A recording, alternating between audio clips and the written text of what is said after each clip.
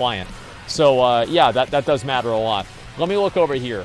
Okay, so Anthem. Dice, I'm just like comparing the number. It got its own, oh, it has its own launch, but I feel like since I'm the GM of the Olympus, I feel like it would be like a vote of no confidence if I wasn't using the Guild's Tabard, you know what I mean? What's it about? The itemization and the progression systems in Diablo 4. It's actually really interesting. Yeah, here's the thing. You have an audience of 35K, and if you watch this video, there's a pretty good chance that some of our feedback, or maybe even chats, will reach the devs' ears. You know what I mean?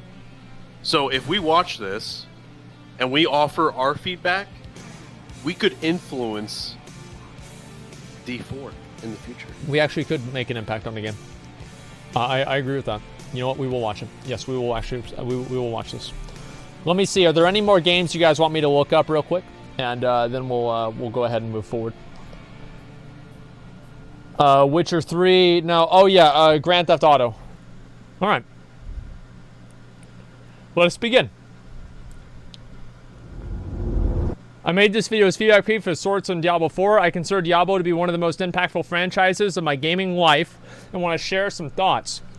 It's definitely an off-brand video, but having sunk thousands of hours into Diablo titles over the years, I genuinely want D4 to be the best that it can be. Here's to hoping this is interesting to you.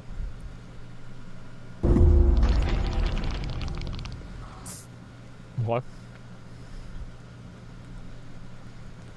Greetings and welcome to a bit of an off-brand video. We'll be talking about ARPG design and systems because on the heels of BlizzCon announcing Diablo 4, the developers were fairly vocal about asking for feedback from the community. They wanted to hear what people wanted out of the game, what they thought of the game, and of course the feedback ranges from anything regarding aesthetic and art style and, you know, more of the visual side of things, and the gameplay and fluidity, which is another element that's, again, more on the technical side, all the way down to itemization and the systems in place in-game when it comes to character development.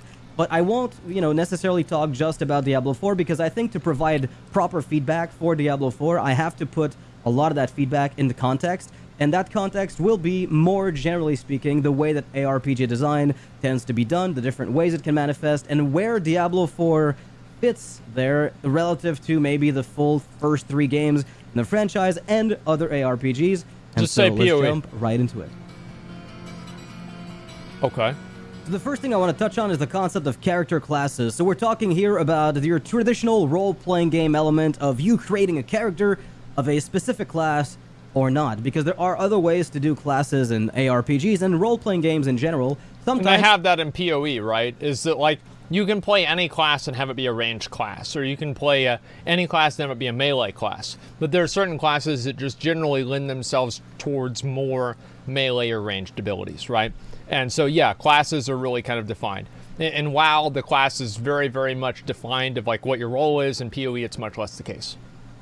You are given a blank slate character right off the bat, and you further specialize it as you progress through the game. A good example would be Titan Quest, or more recently Grim Dawn, where you pick a blank slate character, and only after leveling a little bit do you start choosing which path you want to go down. And as you specialize, your character gains a stronger class identity. But when you do the character creation process, there is no class.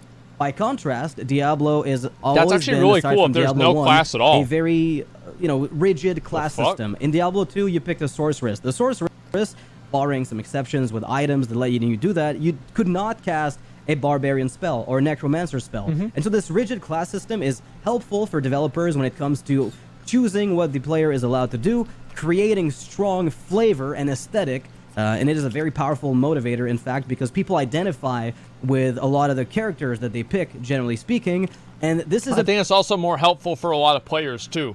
Now, everybody here is, of course, a seasoned expert, and they know everything about everything. But whenever you think about the average player, if you think barbarian, you have like an image in your mind of like Conan swinging around a big axe. If you think mage, you think of Gandalf or, you know, some sorceress like Jaina or something like that. If you think of archer, you think of Legolas. So if you have strict classes, it makes it easier for casual players to get an idea of, you know, I guess in general, the way it's supposed to work and what to expect out of the class. bit less open-ended than, of course, a system like Grim Dawn or Titan Quest, but it nonetheless provides a lot of customization options, provided there is enough sort of replayability and customization avenues within the skills and how they relate to items in the game. So the other system that I kind of want to point to, which resembles Diablo 1 to a certain extent, is Path of Exile. Path of Exile has a class system of sorts. When Path of Exile initially launched, you could pick a character from a slew of characters. You had, of course, the Duelist, Marauder, the Witch, the Templar, and all of these characters have a very strong visual identity when you first encounter them. If you're new to Path of Exile and you pick a Templar, you have a certain idea of what a Templar It's ought like a to paladin be doing. or something, yeah. And when you first encounter the Templar in-game, you realize, actually, the Templar does not have any embedded inherent skills, because the Templar is just a slate, a blank slate, and the way that Path of Exile... They do have embedded skills with, like, ascendancy trees. To be fair, I think that in ascendancy trees are, in a way, embedded skills. Design is that effectively it is a classless game. There are technically classes. You start with a given class that on the skill tree begins at a different point, which limits what it has access to in terms of skill nodes as you progress through the game, but the spells and the skills that your character uses are not class bound. You can use any skill. You can get to a lot of spots on the skill tree without it being necessarily of a specific class. Yeah. And this is a thing that is very, I would say, aesthetically dissonant. When you first encounter Path of Exile, if you're used to a rigid, class system like Diablo 2, you are immediately confused because you will pick a witch and you'll expect that the witch will have abilities like fireball and maybe some amount of ice spells and lightning spells. But as it turns out, the witch does have the ability to specialize pretty heavily in those elemental attributes, but she's not unique in that way. And so it's what makes them better. The witch is not unique in being able to use witch spells, so to speak. So it's a very open-ended system, and there's an aesthetic dissonance going into it because there is the lack of rigidity is very strange, given that you're presented with rigid character archetypes on the creation screen. Further down the line, they added ascendancies, which further separated the classes from one another. And That's what I was suddenly just witches saying. were very different from a Templar. When you reach the ascendancy point, your classes started becoming very distinct. This is something that I wish Path of Exile had implemented earlier in the character development process, where instead of having ascendancies come down the line after you've built your character for a long while, this were more embedded in the initial experience, where you get to pick that right off the bat, or some corollary to that. Obviously, this isn't a necessary component of ARPGs, but the aesthetic nature or the aesthetic value of classes as a design tool is extremely powerful. It suggests something to the player in terms of how they want to build their character. Well, it helps people decide, right? I mean, I think that having classes that have a general expectation behind them, like if you play a ranger, you should expect to play ranged. If you play a marauder or like a berserker, you should expect to play melee. I think that for a game that's not supposed to be like tailored towards a super hardcore invested audience, that's the smarter option to go with. This ties into a certain extent how exactly the classes and the skills that they have tie into the item game, because there are a lot of ways to do that. Skills and items are effectively interwoven, right? They're elements that are interchangeable in a lot of ways. You can take away value from skills and put them onto items. You can put power from items onto skills so that each class has the ability to access those.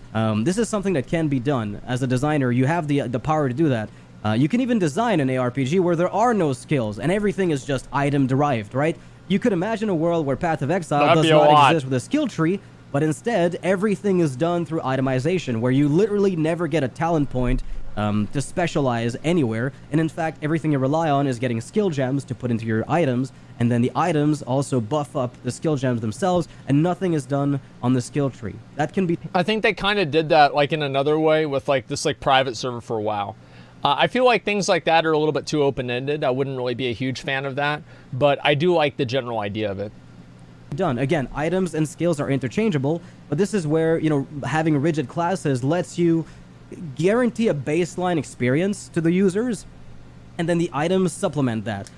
You can add customization options, of course, on skills and on items, and you can mix and match as you please. And so with that concept in mind, with the class system, mixed with skills and items being interwoven, this is how the designer gets to choose how much of a character's power is derived and dependent upon having specific items or specific skills. And this is where the can of worms of character development really opens up and starts branching out massively, which is exactly what we'll be touching on next. Okay. Character specialization. I got it. And more broadly on the topic of character development, I want to talk about the idea of specialization, because again, in ARPGs, it's not obvious that characters have to be specializing. There could be a point where re-specializations are free, like Diablo 3. You can go in town, and you are specialized for the time that you're outside of town. If you're a witch doctor in Diablo 3, there is effectively no difference between you and another witch doctor. The class determines what you have access to. You are not a zombie bears witch doctor by design. You are not specialized in zombie bears. You are a witch doctor that chooses to use zombie bears for now. You are a witch doctor that chooses to use Plague of Toads for now. You are a 0 DPS witch doctor for now. At no point are you forced into a specific build and to specialize down that tree without having the ability to switch out of it. And of course, this free system is contrasting with other systems that say, no, once you've Do you guys want to keep going with this video? I see a lot of people complaining about the videos. What do you guys think? Most people saying no. Yeah, okay, we'll just skip it. Yeah, a lot of people don't want to watch the video. Like, I think it's probably like one of those things that's better to watch like off stream or whatever. I think also the thing is that a lot of it is kind of, it's very rudimentary and it's like basic. So a lot of people that are watching it aren't really going to get, Jesus Christ, another one, man, holy fuck. All right. Got another one of these, that's fine. Skip ahead, refund. Well, it's just that people didn't want to watch it, right? I mean, it's that, what do you call it? Remember this, what's this here? Stop. Yeah, I would create content instead of actually leech off of others. Well, what do you mean? Like, I mean, of course I want to watch videos, a YouTube video, right? Sometimes, like, I could go and I could do, I feel like this is like more like Twitch meta stuff. But in my opinion, sometimes I just want to watch videos or chill out, you know what I mean? Rather than, you know, play a game or something like that. And sometimes that's just the way that I feel in general. And sort of Shadowlands, well, I don't know about that. I'm not sure what the hell that is, honestly. Yeah. I think the video Diablo 4 is the main topic and more interesting. The video is our general RPG discussion. Yeah, I think so too in general. Like, that's probably what happened. But overall, like, Bellier video, I already watched that, man. Chris Wilson GDC presentation. I don't know if I want to watch that or not. That's going to take a very, very, very long time. That's another hour-long video. Why create what was this here? Okay, let me see here. Uber Danger, The Adventures of Swoldickus. I don't know if I want to watch that right now either. Reacting as content? Well, yeah, I would say that it is, right? And I know some people might not like that, but I would definitely say that it's content. Just as much as like playing a game is, in my mind. I understand some people don't like that. Watch it. Watch what? The Uber Danger video? Yeah. I don't know about that. Like, is it good? If it's good, we'll look at it, alright? Go. Okay. If it's good, we'll take a look at it, alright? You get banned? Wait, is there something bad in the video, or what's going on there? It's actually fun as fuck. It's good and safe. Alright, yeah, we can look at it. Fine. Fuck it. Okay. Give me a second. Let me go ahead and pause this here, and I'll find it. Which one is it? Let me pause this real quick. Which one is it? No super edgy This stuff? is the story of... Which one? Okay. Let me go ahead and check. Alright, this is Spicy Nuggets. Which one is it? Swoldickus. Is it this one right here? Journey from 1 to 60. The Swoldickus Journey from 1 to 60 with the deep run rat kebab. Okay, let's see what the hell this is. This is the story of one man who's never played World of Warcraft and his crusade to conquer WoW Classic so that he could review the game for his YouTube gaming channel in an unbiased, objective Sounds like a really, really long investment of time. Nostalgia goggles.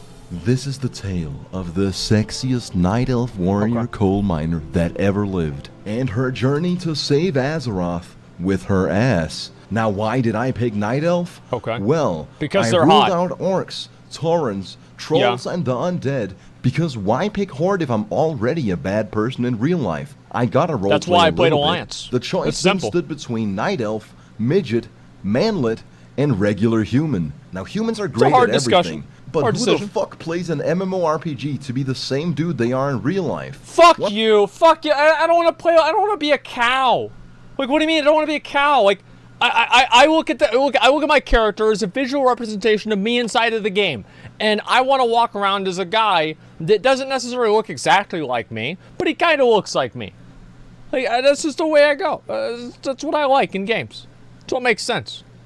Kind of reprobate actually decides to make their character human guy. As for the class, Man, you what can't the really go fuck? wrong with warrior. They train constantly and That's strive right, you for can't. perfection in armed combat. I don't know about As that. I'll be able to tell you from my extensive MMORPG experience, Yeah. that is to say about 800 hours on Flife and more on Adventure Quest games, I reckon I'm pretty Flife-pilled at this point, which grants me access to forbidden knowledge. Any class that uses mana is schizophrenic. Any class that heals people is for subhumans. And the furry classes just aren't my cup of Thank tea. God for classic. Rogue was They're not also in on the the game. table, but I went with warrior. Anyways, Okay, good. I named my sexy fuck of a character Swakwictus. Don't fucking question it. It's the perfect name. When it came to be honest, the first time I read that, I thought it said Swole Dickus. I did. Swole Dickus. picking a server, I didn't skip a beat.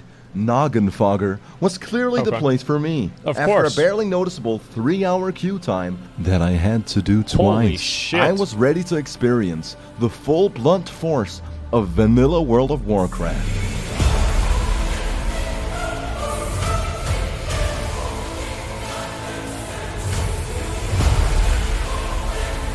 Okay. Wow. Alright, All how do you right. fucking play this game? Let's go. The first thing that dawned on me was that the core element of gameplay is standing and hitting. And in retrospect, I couldn't even do that correctly. You'll notice that I keep pressing 1, enabling and disabling attack mode. If you're a WoW player, I get if this triggers you, but it took Yes. me over 10 hours to figure out that I don't have to contract carpal tunnel to play the game. In vanilla WoW, there's no quest markers, and you have Yes, to there are. actually You just read download the the quests add-on. and explore the world to progress. simple. It's almost as if the game developers intend for you to actually play the game as a person who's just come out of a 7-year-long kerfuffle with League of Legends. This whole Thank God for the fact that you can just download an add-on and not actually have to play the game or look anything up. Yeah, thank God for that.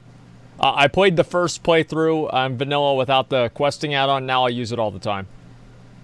whole immersive, well-designed gameplay is a bit off-putting, but I'm sure I'll get used to it. Being All right. spoon-fed the lore, I take note that one of the very first quests revolves around opening up the borders to allow all the other races into our sacred lands. And I, for one, am glad to be here in this pivotal moment in time. Okay. This is an absolute win and a giant leap for freedom and progress. I'm certain it will have no unintended consequences down the line. Of course not. No.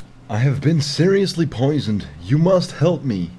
Actually, I would, but you know, I gotta farm mobs. So, Fuck him, you dude. know, good luck. He's gonna rock. In his native language, that actually means, bless the sacred tree of life. Since I had Is that actually true? Is that I don't even know if that's true or not. Is that actually true or not? Yes. Like I genuinely never even keep track of that shit at all. Like, what does something mean in like Elvish? Who gives a fuck? Okay. not the faintest idea what I was doing in this game, I decided to domesticate the first player I ran into and make her my WoW GF. Me and Elizabeth started leveling together. Oh, Honestly, that's